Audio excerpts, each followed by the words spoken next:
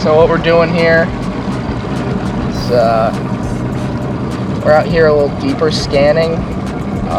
Basically what we got, if you look here on the 2D, that's deeper grass coming up. You can see it on the side scan too. You can see those clumps right here. You can see it coming into our middle channel there, standing up straight, just like you can see on this 2D here. So we're looking in like a 13 to 16 foot range, trying to find some deeper grass that potentially these fish might have pulled out to, considering the drop in water temperature. So we're gonna give it a shot and we'll see how it goes.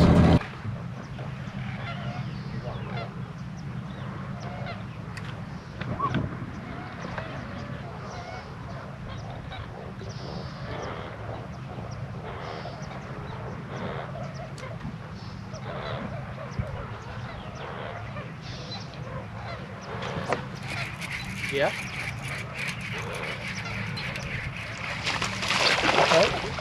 Okay. All right. Okay. Love to see that. Dragging program pays off.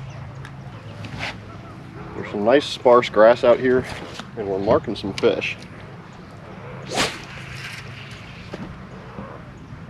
Here's the rig. Basic Carolina rig. I've got a 1 ounce weight on there. 1 ounce seemed to be the right weight to be using today. The bottom out here is a little bit soft, so you don't want to go too heavy. If you go too heavy, you'll get caught up in the muck and can't really drag very effectively. There's a lot of shallow cover here, a lot of vegetation, hyacinths, hydrillomats, reeds, and it all looks really good. If you're driving around, it's kind of hard not to stop on a lot of it. But today, we kind of forced ourselves to go out and try something a little out of the blue. Whoa. Good one. Nah.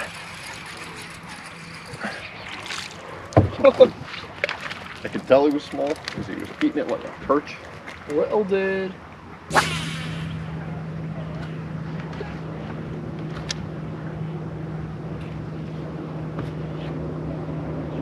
Good old gator.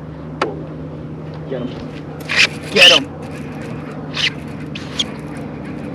Oh, good one.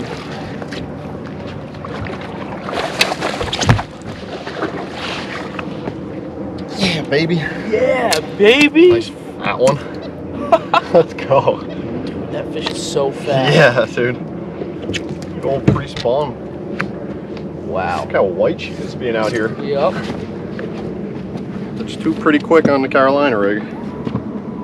That'll be probably over 3, yeah. That's sick. Let's go.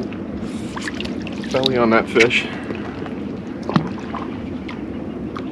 Basically, what we were concentrating on today was a deeper weed line, and we were able to find that using our electronics.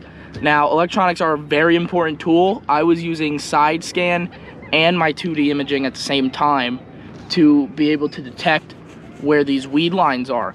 A cool thing about something that we were doing today was, you know, for the average guy who necessarily doesn't have, you know, a super high-tech fish finder, you can find this stuff with basic 2D. You know, when you're fishing around rock or rubble or stuff like that, it's a little harder to do this.